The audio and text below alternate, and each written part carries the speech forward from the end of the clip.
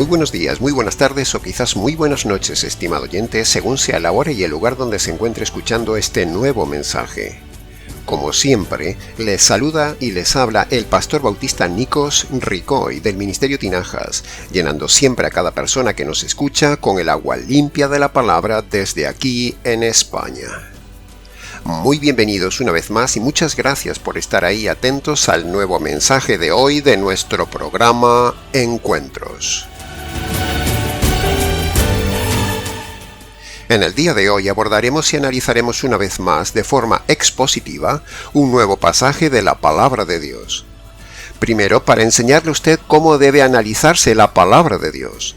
Segundo, para que usted compare nuestras enseñanzas con las de otros predicadores que exponen la Palabra de Dios. Y tercero, para que usted vea una vez más cómo converge el Evangelio en todo pasaje de la Palabra de Dios. Dicho este breve preámbulo, analizaremos entonces el texto seleccionado de hoy en 8 partes. Así que, como el viaje expositivo es largo, iniciemos entonces ya la lectura del texto de hoy y entremos en materia. Dice Pablo en Filipenses capítulo 3, versículos 18 y 19. Andan muchos por ahí, de los cuales os avisé muchas veces, y aún ahora lo digo otra vez hasta con lágrimas, que son enemigos de la cruz de Cristo. Su destino será la perdición, su Dios es el vientre, y se enorgullecen de lo que es su vergüenza, porque solo piensan en lo terrenal. ¿Se ha dado cuenta, estimado oyente, qué intensidad tiene este pasaje de Pablo que analizaremos hoy? Solo de leerlo ya impacta, pero está en la Biblia y hay que predicarlo. Entremos entonces en el análisis de la primera frase que dice: Andan muchos por ahí. Nosotros también en el día de hoy podríamos decir con la misma contundencia de las palabras de Pablo que andan muchos falsos pastores y vividores por ahí. Hay muchos principiantes y charlatanes por ahí. Hay mucho cantante de música mal llamada cristiana y showmans por ahí. Hay mucho negociante de la fe que cobra por cantar por ahí. Andan muchos haciendo negocio de la fe por ahí.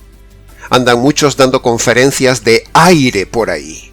Andan muchos pastores en hoteles de lujo, en aviones privados y con guardaespaldas por ahí.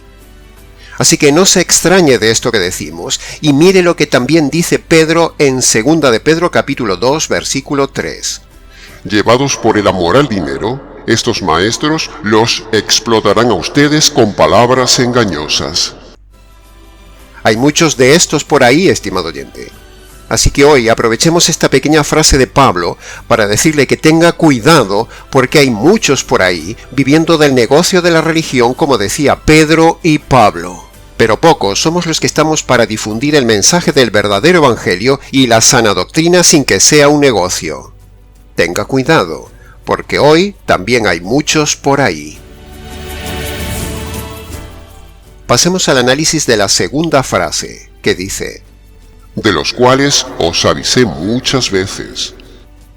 El contenido de esta frase, estimado oyente, es exactamente lo mismo que hacemos en este canal.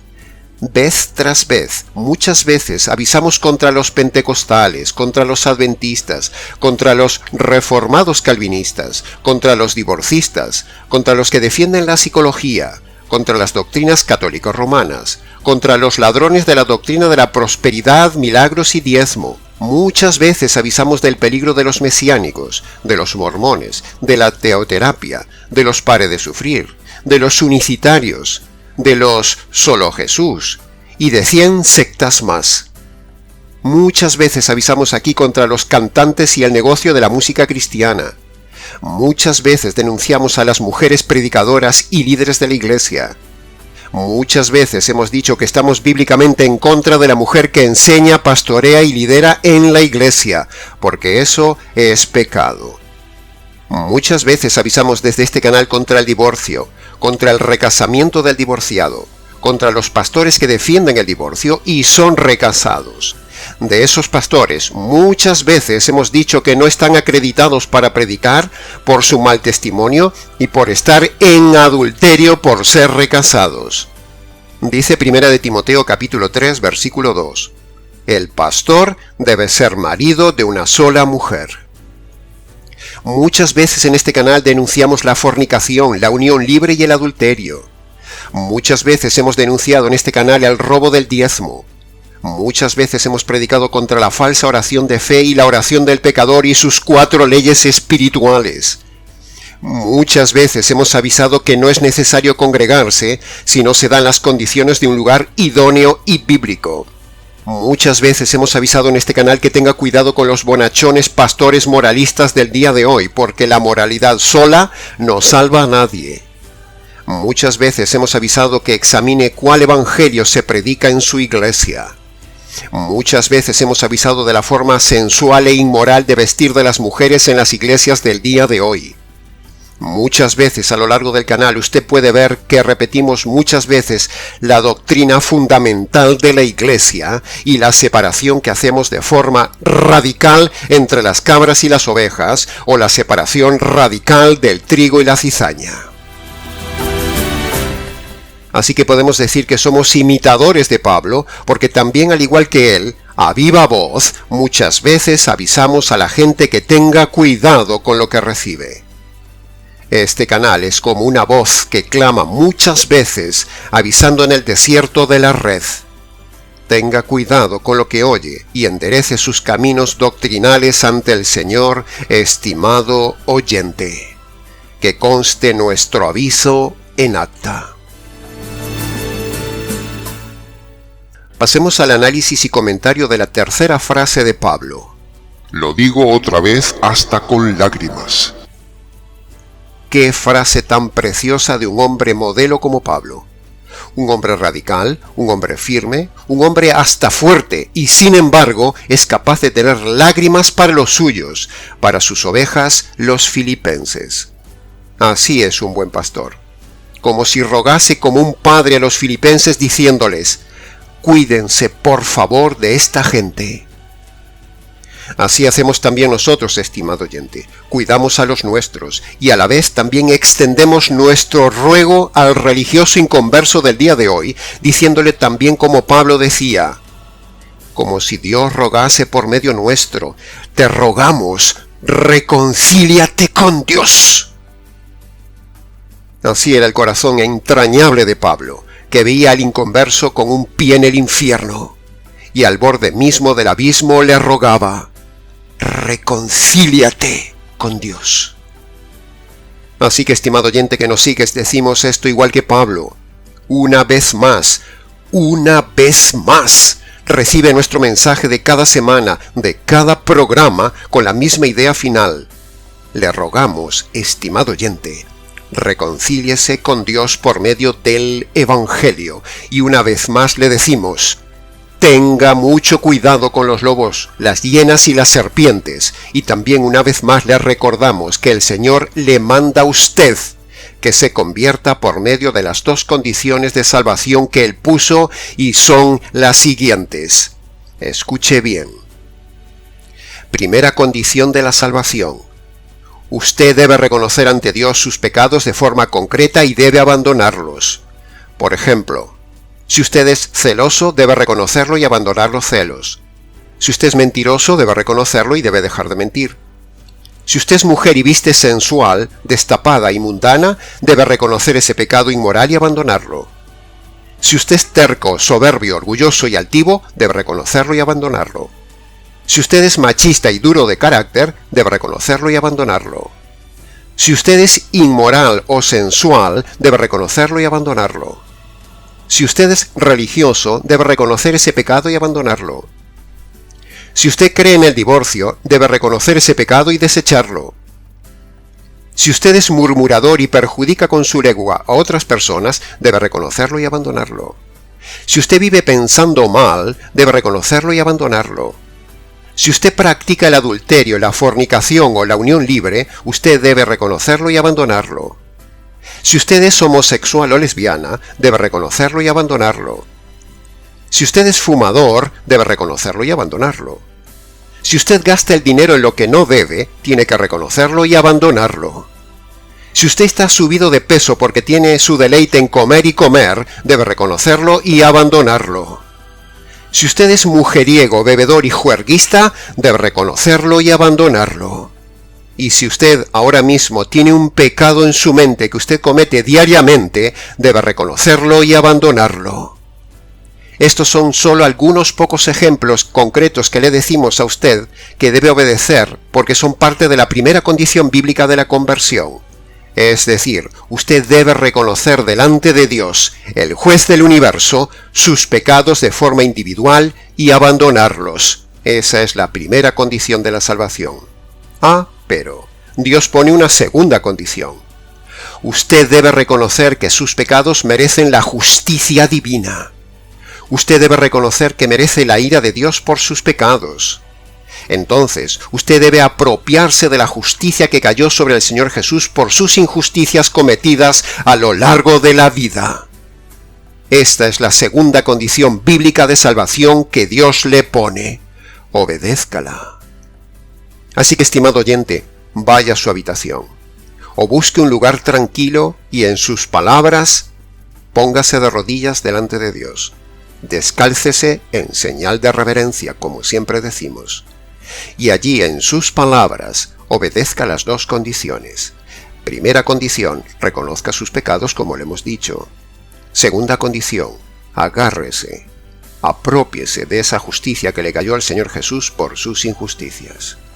Y antes de levantarse de ahí, dele gracias al Señor por este precioso Evangelio, y dele gracias por la providencia de haber llegado este Evangelio a su vida. Cuando usted obedece estas dos condiciones que manda el Señor Jesús en Marcos capítulo 1 versículo 15, entonces usted es perdonado, reconciliado con Dios, y ahora sí podrá entrar un día en la gloria de Dios. ¡Aleluya!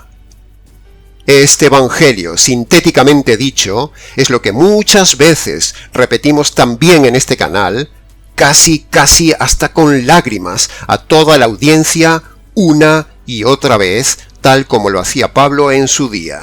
Porque en este canal somos netamente paulinos, que conste en acta. Pasemos al análisis y comentario de la cuarta frase que dice: son enemigos de la cruz de Cristo. Al entrar en el análisis expositivo de esta cuarta frase, la frase más importante de nuestro texto de hoy, se impone la pregunta siguiente: ¿qué es eso de ser enemigos de la cruz de Cristo? Pablo no se refiere a la cruz física de Jesús, como hablando de la madera donde Jesús el hombre fue crucificado, no, sino que, preste atención, cuando Pablo habla de la cruz, se refiere al significado espiritual e invisible de la muerte de Cristo, el Hijo de Dios.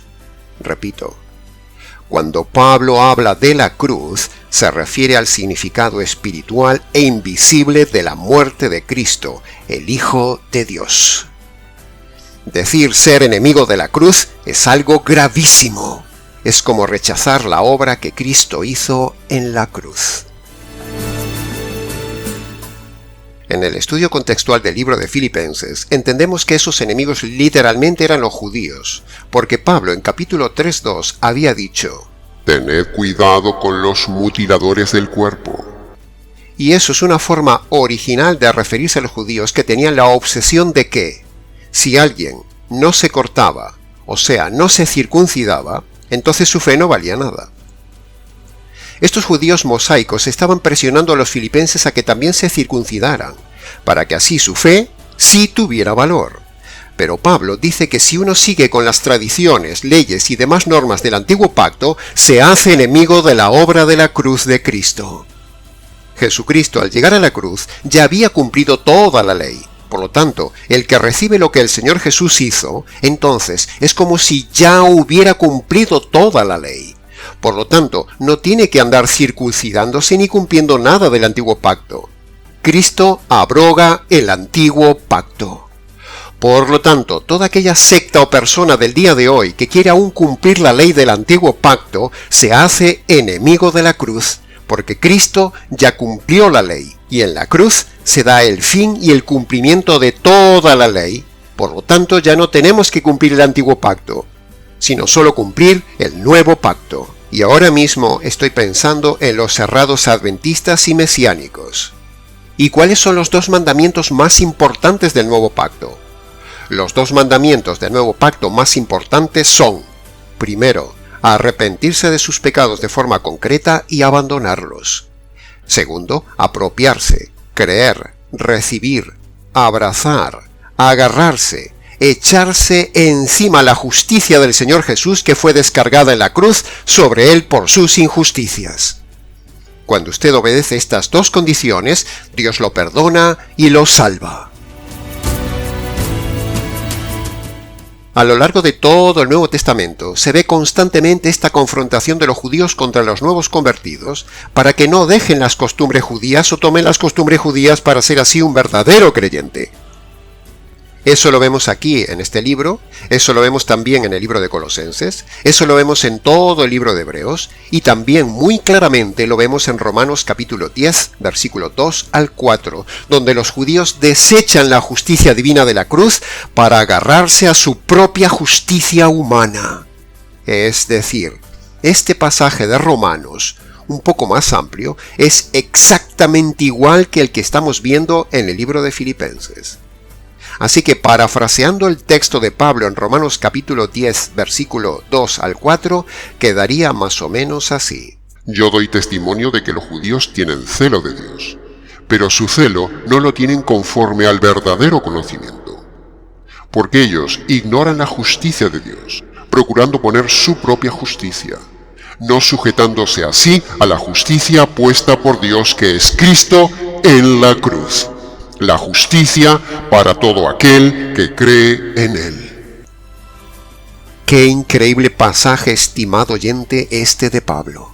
El más claro del Nuevo Testamento en este tema de los judíos que rechazaban la obra de la cruz, rechazaban ser justificados solamente por la obra de justicia caída en la cruz, queriendo añadir sus propias justicias, y así es como se hacen enemigos de Dios, enemigos de la cruz de Cristo. De la misma manera, estimado oyente, sucede en el día de hoy. Cuando algún pastor o sacerdote quiere poner otro evangelio u otro método de salvación que justifica al hombre ante Dios, que no sea el verdadero evangelio de la justicia de la cruz, esos pastores que quieren aún vivir en el antiguo pacto se hacen enemigos de la cruz de Cristo y se hacen nada menos que enemigos de Dios.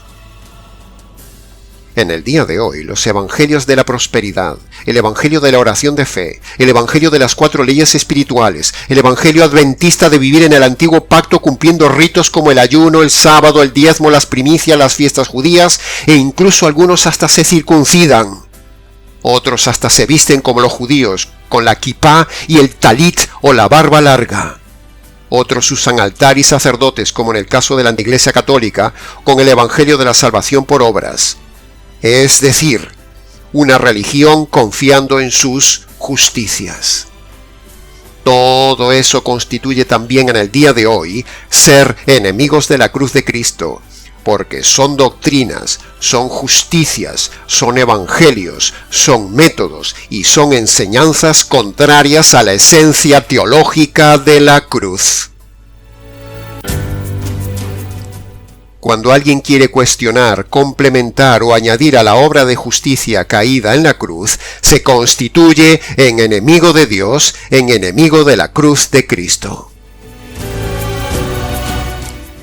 Ahora, aprovechamos este texto para preguntarnos una vez más, ¿qué sucedió en la cruz?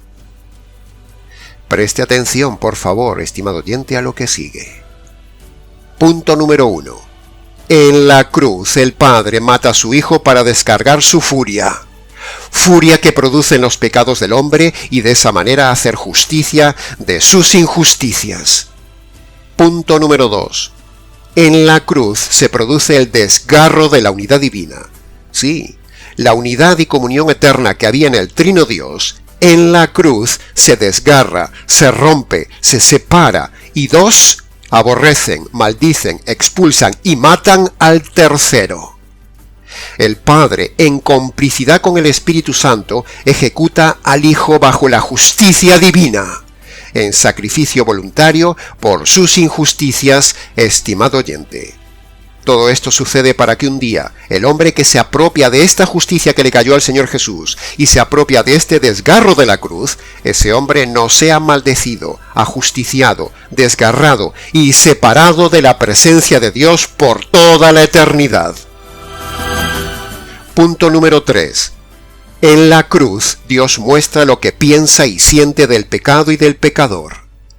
Dios ve al pecado y al pecador como una sola cosa, como algo aborrecible que despierta su ira, la ira divina, la ira de Dios. En la cruz se demuestra la furia, la ira, la indignación que Dios tiene hacia el hombre y sus pecados. Dios muestra en la cruz que aborrece al pecado y al pecador.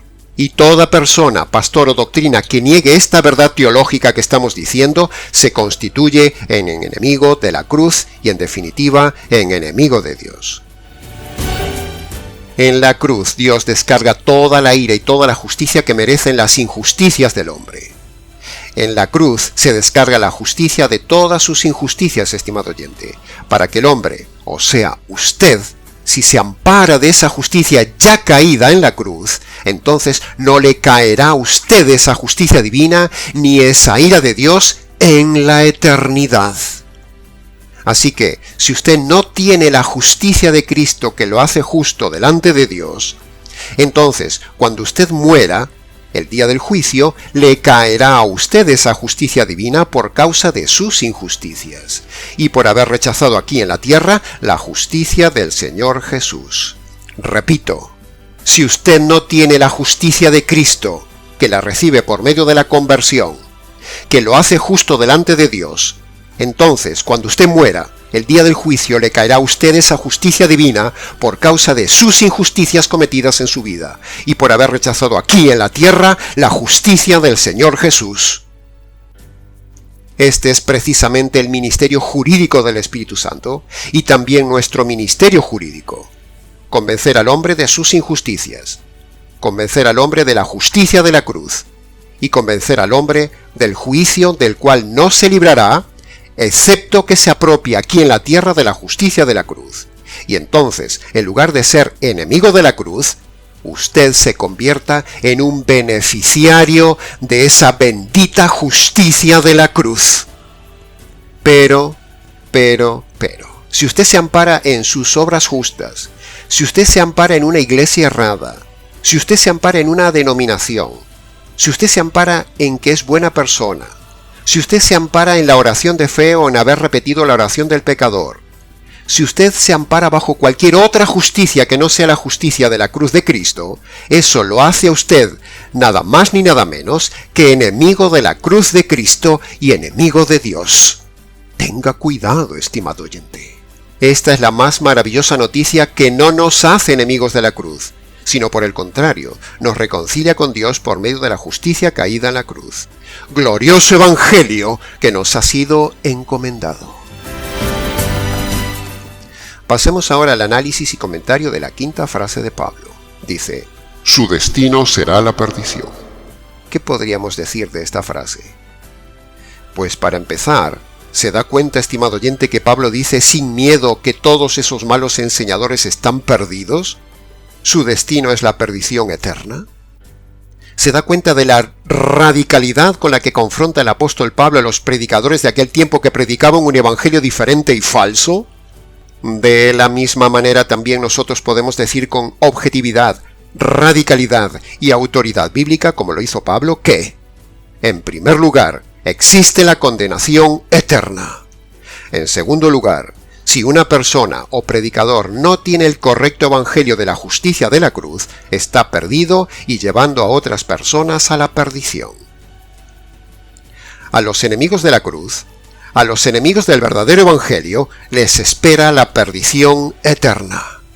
La perdición es real, dice este pasaje de Pablo.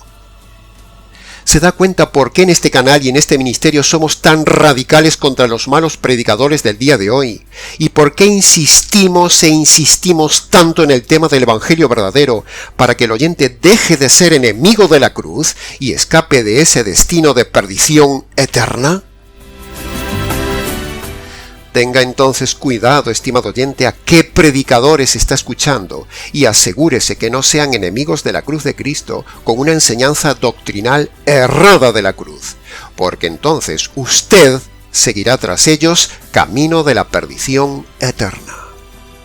Tenga cuidado con los solo moralistas, tenga cuidado con los materialistas, tenga cuidado con los sensacionalistas, tenga cuidado con los pentecostalistas, tenga cuidado con los calvinistas, tenga cuidado con los romanistas, tenga cuidado con los livianistas, tenga cuidado con los sigonalistas, tenga cuidado con los feministas, tenga cuidado con los adventistas, tenga cuidado con los ecumenistas, tenga cuidado con los mesianistas, tenga cuidado con los unicitaristas, tenga cuidado con los presbiterianistas, tenga cuidado con los metodistas, tenga cuidado con los anglicanistas, tenga cuidado con los ruselistas, tenga cuidado con los falsos bautistas y tenga cuidado con los cantantes artistas. Todos ellos, por su doctrina errada y conducta errada, son enemigos de la cruz de Cristo y van camino de la perdición eterna por tener una doctrina, un evangelio y un método de salvación equivocado basado en otra justicia y no en la justicia de la cruz. La perdición es real, estimado oyente. Una vez más la Biblia ratifica aquí que la condenación del hombre es real.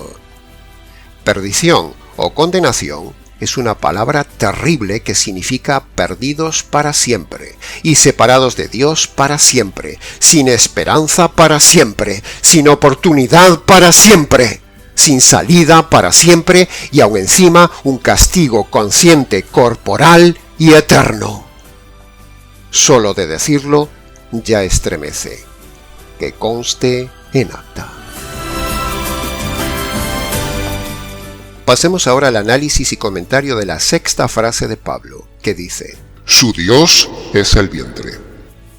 Pablo continúa con su exhortación muy fuerte en estos dos versículos de Filipenses capítulo 3, donde dice que estos malos predicadores no solo son errados en su mensaje, sino que también dice que su Dios es su vientre.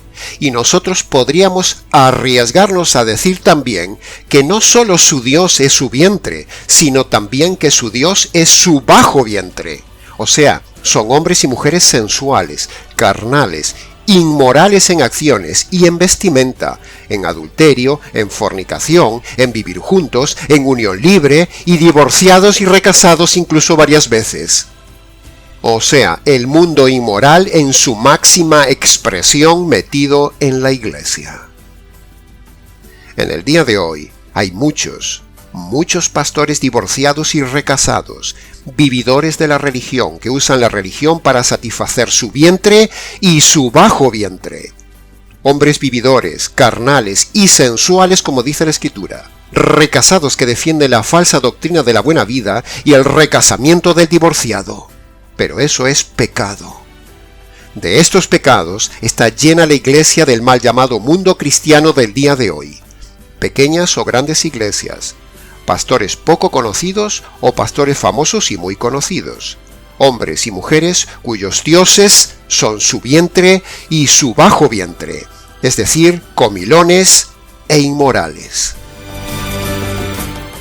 Si usted está en una iglesia de una pastora vestida de forma sensual, ahí tiene una mujer cuyos dioses son su vanidad y lo mundano. Si usted está en una iglesia cuyo pastor no está enfermo, pero está gordo, su Dios es su vientre, como dice Pablo, porque la gordura, por comer sin control, es pecado y mal testimonio. Un predicador que está gordo no debería predicar nunca ni ser líder, es mal testimonio para su audiencia y no está cuidando su cuerpo y es pecado. ¿Cómo va a enseñar que hay que cuidar el cuerpo y enseñar a la audiencia sobre el dominio propio si él mismo no lo cumple?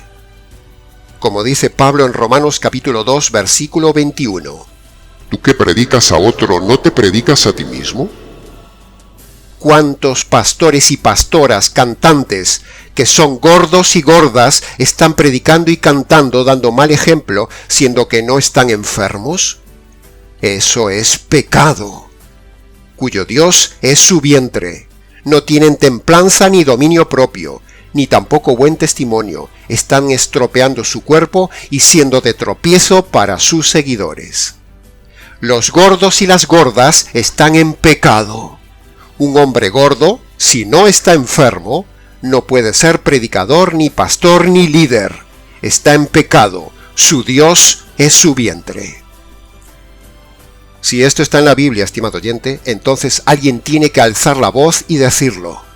Porque el mundo cristiano evangélico del día de hoy está lleno de hombres y mujeres que idolatran la comida, la buena vida y la inmoralidad, cuyos dioses son su vientre y su bajo vientre, que conste en acta. Pasemos ahora al análisis y comentario de la séptima frase de Pablo. Se enorgullecen de lo que es su vergüenza. O dicho en otras palabras, estos pastores y pastoras que dan vergüenza ajena son tan ciegos y ciegas que ellos mismos no se dan cuenta que están dando vergüenza ante los demás con su forma inmoral de vestir o su forma de actuar y predicar en el circo de la iglesia. Dan vergüenza. Pero ellos no se dan cuenta, dice Pablo. Y así lo decimos nosotros también. Cuando uno ve los circos de la iglesia, cuando uno ve los gritos, los revoltijos que allí hay, los escándalos de inmoralidad, el desorden, o cuando uno ve a un pastor enseñando lo falso, a uno le da más vergüenza que ellos mismos, porque ya han perdido la capacidad de la vergüenza. Es tal la magnitud de la degradación a la que hemos llegado en el ambiente mal llamado cristiano y religioso del día de hoy, que hasta se enorgullecen de lo que hacen mal. Y ya lo decía Isaías en capítulo 5, versículo 20. Ay de los que a lo malo llaman bueno, y a lo bueno llaman malo.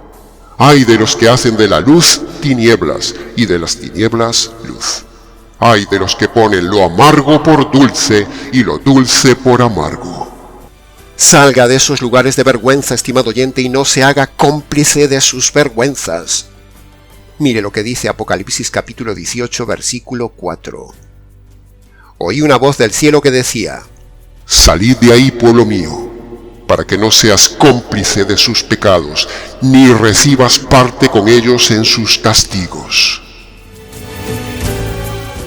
Pasemos ahora al análisis y comentario de la última y octava frase de Pablo, en Filipenses capítulo 3, versículo 19, que dice: Solo piensan en lo terrenal. A lo largo de este estudio, frase a frase, una tras otra, y así hasta un total de nada menos que 8 frases analizadas con detalle, hemos leído de Pablo frases denunciadoras, frases de advertencia, frases fuertes, frases que no podemos dejar de decir nosotros también en el día de hoy como las dijo Pablo en su día, y que nos sirven también a nosotros en el día de hoy porque la historia se repite. La frase dice: solo piensan en lo terrenal. ¿En qué está pensando usted, estimado oyente? ¿En qué piensa su iglesia y su pastor, estimado oyente? Los carnales piensan en lo carnal, los sensuales piensan en lo sensual, los terrenales piensan en lo terrenal. Lo que uno piensa es lo que uno es y lo que uno hace. Lo que uno piensa es porque lo tiene en su corazón, y así lo dice Jesús en Lucas capítulo 6, versículo 45. El hombre bueno de su corazón saca lo bueno. El hombre malo de su corazón saca lo malo. Porque de la abundancia del corazón habla la boca. Entonces, ¿de qué habla usted todo el día? ¿De qué habla su pastor cada día que predica? Si solo piensan en lo terrenal, hablarán de lo terrenal, y quedan como mentirosos si dice que piensan en lo espiritual. ¿En qué piensa usted todo el día, estimado oyente? ¿En la prosperidad, en las bendiciones, en las sanidades, en decretar, en pactos, en ser rico, en ser de mejor estatus social, en la buena vida o en lo espiritual? La Biblia dice aquí en Filipenses que los malos pastores y los falsos creyentes solo piensan en lo terrenal, difunden lo terrenal, predican lo terrenal e invierten en lo terrenal.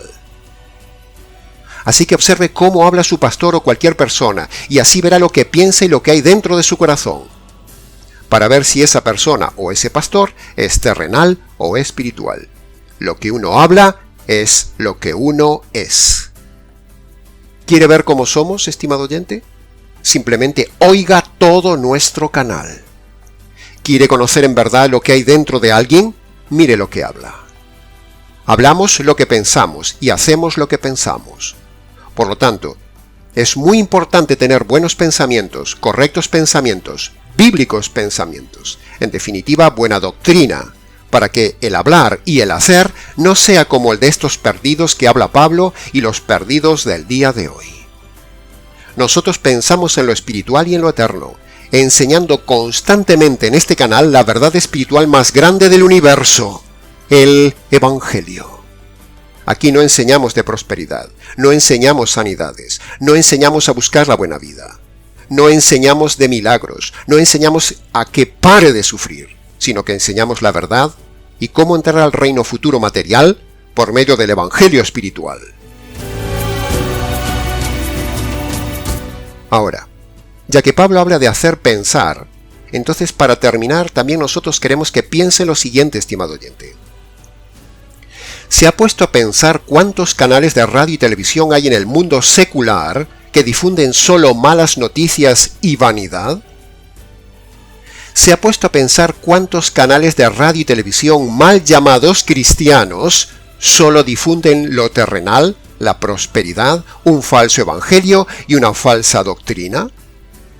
Ahora, ¿se ha puesto a pensar y a contar cuántos canales hay en la red, en la radio y en la televisión que difunden la sana doctrina y el verdadero evangelio?